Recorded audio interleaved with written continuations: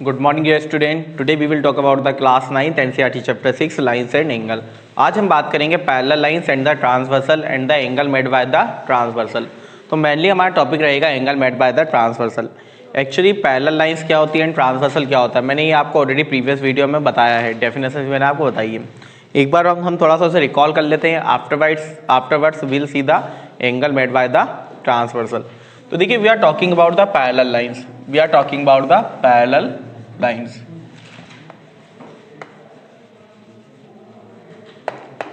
तो देखिए, parallel lines क्या होती है आपका? Two lines which never intersect each other when extended infinitely are called the parallel line. मतलब दो लाइन जिनको आप कितना ही आगे बढ़ाओ बट वो कभी भी एक दूसरे को इंटरसेक्ट नहीं करती, वो क्या कहलाती हैं? आपकी पैरेलल लाइंस कहलाती है. ठीक है, तो लिख लेते हैं हम लोग definition. To lines which never intersect each other,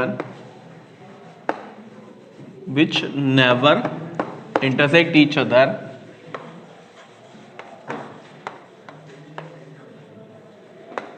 when extended infinitely, when extended infinitely are called parallel lines. Are called parallel lines. ठीक है, मतलब दो लाइन जो कि कितना ही आगे बढ़ाया जाए बट कभी एक दूसरे को इंटरसेक्ट नहीं करती, वो क्या कहलाती है? आपकी पैरेलल लाइंस कहलाती है. क्या कहलाती हैं? आपकी पैरेलल लाइंस. फॉर एग्जांपल आपने कहा ये दो लाइन से A B and C D, आप इसको कितना ही आगे बढ़ाइए ये कभी एक दूसरे को इंटरसेक्ट नहीं करेगी. That's why they are parallel lines, है ना.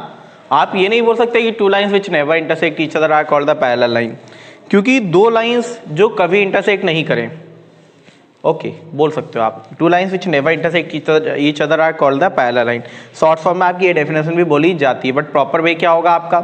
To lines which never intersect each other when extended infinitely are called the parallel lines. ठीक है, afterwards will talk about the transversal.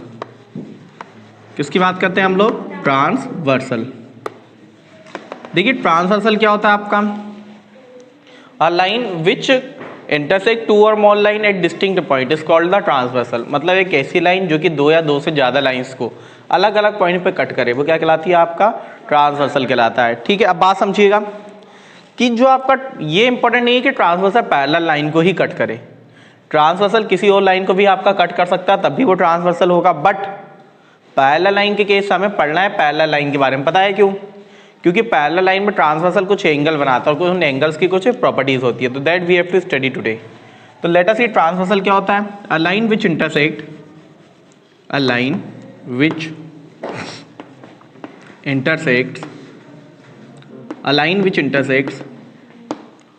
To और more lines at distinct point at distinct points is called transversal. मतलब एक ऐसी line जो कि दो या दो से ज़्यादा लाइंस को अलग अलग पॉइंट पर कट करे, वो क्या कहलाता है? आपका ट्रांसवर्सल कहलाता है. फॉर एग्जांपल आपने कहा एक लाइन थी आपकी A B and the another line is C D. इनको एक लाइन आई जिसने कट किया आपका पी क्यू पे. ये लाइन थी मेरी ए बी, ये लाइन थी मेरी सी डी. ये था आपका टी ट्रांसवर्सल जिसने आपका ए बी को कट किया पी पे और सी डी को कट किया आपका क्यू पे. तो ये क्या हो गया आपका? ट्रांसवर्सल. मतलब ट्रांसवर्सल क्या होता है कि दो या दो से ज़्यादा लाइन को अलग अलग पॉइंट पे कट करता है. क्या करता है? आपका अलग अलग पॉइंट पे कट करता है. Are you getting me? इतनी बात आई समझो सभी को? नाउ अब हम देखेंगे angle made by the transversal. क्या देखेंगे हम लोग? Angle made by the transversal. हमारा पूरा टॉपिक उसी पर बेस्ड है. आज हम खाली आपका बेसिक देखेंगे कि कौन कौन से एंगल बनते हैं, and in the next video will prove them. क्या हम उन्हें प्रूव भी करेंगे कि किस तरह ये बनकर आपका आता है. ठीक है, कि किस तरह बनते हैं आपके. ठीक है, now let us see the angle made by the transversal. देखिए हमारी दो पैरेलल लाइन है आपका A B and C D, जिन्हें एक ट्रांसवर्सल टी आपका कट कर रहा है. अभी ट्रांसवर्सल एक लाइन के साथ बनाता है चार एंगल. कितने एंगल बनाता है? आपका चार एंगल. ठीक है, इससे हमने नाम दिया, नंबर देना है हम एंगल्स को, angle 1, angle 2, angle 3, angle 4, angle 5, angle 6, angle 7 and angle 8. एक बात पहले तो एक बात आप समझिए कि इंपॉर्टेंट नहीं है कि जब भी क्वेश्चन आए आपका नंबर यही चले, नंबर आपका चेंज हो सकता है क्वेश्चन के अंदर आपका एंगल का नाम भी लिखा हुआ आए, ठीक है। बट हमें प्रॉपर्टी समझनी है, खाली मेनली हमें क्या समझनी है, आपकी प्रॉपर्टी। सबसे पहले हम बात करते हैं इंटीरियर एंगल्स। किसकी बात करते हैं हम लोग? Interior angles. तो देखिए what are the interior angles. Interior angles क्या हैं? जो दोनों लाइंस के बीच में आते हैं, जो दोनों पैरेलल लाइंस के बीच में आते हैं, वो एंगल क्या कहलाएंगे? आपका इंटीरियर एंगल्स। आपने कहा दोनों पैरेलल लाइन के बीच में कौन कौन से एंगल आ रहे हैं? 3, 4, 5, 6। कौन कौन से एंगल है? Angle 3, angle 4, angle 5 and angle 6। तो these are the interior angles. ये क्या हो गया आपका? Afterwards will talk about the exterior angles. किसकी बात करते हैं हम लोग? Exterior angles. तो देखो एक्सटीरियर एंगल क्या होंगे? जो दोनों पैरेलल लाइन के बाहर की तरफ हैं, वो क्या कहलाएंगे? आपका एक्सटीरियर एंगल। तो बाहर की तरफ एंगल कौन सा? Angle 1, angle 2, angle 8, angle 7। तो angle 1, angle 2, angle 7 and angle 8। Any problem in that? Afterwards will talk about the pair of angle. सब क्या बात करेंगे हम लोग? Pair of angle. तो pair of corresponding angles, pair of corresponding angles. देखो corresponding angles आपका पेयर में चलते हैं and actually we are talking about the pair of the corresponding angles for the parallel line. किसकी बात करें हम लोग? पैरेलल लाइन की। तो पैरेलल लाइन के केस में करस्पॉन्डिंग एंगल्स इक्वल होते हैं। पैरेलल लाइन के केस में करस्पॉन्डिंग एंगल्स इक्वल होते हैं। तो आपने कहा एंगल 1 का करस्पॉन्डिंग एंगल एंगल 5। मतलब समझो कि वो एंगल जो कि एक तो same side of the transversal हो and same side of the parallel line हो। करस्पॉन्डिंग एंगल कौन से होंगे आपका? जो कि same side of the transversal हो and same side of the parallel line. मतलब मैंने कहा ट्रांसवर्सल के लेफ्ट साइड के, कहाँ पे? ट्रांसवर्सल के लेफ्ट साइड का एंड पैरेलल लाइन का ऊपर वाला, है ना? ठीक है, ट्रांसवर्सल के लेफ्ट साइड में पैरेलल लाइन के ऊपर वाला। तो आपने कहा ट्रांसवर्सल के लेफ्ट साइड में एंगल 1, एंगल 4, एंगल 5, एंगल 8 थे, लेकिन पैरेलल लाइन के ऊपर वाला एंगल, ऊपर वाला क्या था? एंगल 1 और एंगल 5। ये दोनों एंगल क्या हो जाएंगे? आपका इक्वल हो जाएंगे। पैरेलल लाइन के केस में करस्पॉन्डिंग एंगल इक्वल होते हैं। तो एंगल 1 इक्वल टू क्या हुआ आपका? एंगल 5। सिमिलरली आपने कहा लेफ्ट साइड का नीचे वाले एंगल, तो angle 4 equal to angle 8।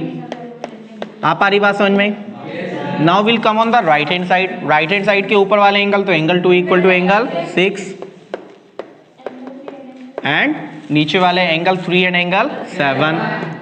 These are the corresponding angles। ये क्या है आपके? corresponding angle means you have the 4 pair of corresponding angle। corresponding angle के कितने पेयर होते हैं आपके पास? 4 पेयर होते हैं। और corresponding angles क्या होते हैं आपका? equal होते हैं। बात आ पा रही समझ में? Afterwards we'll talk about the alternate interior angles। alternate interior angles।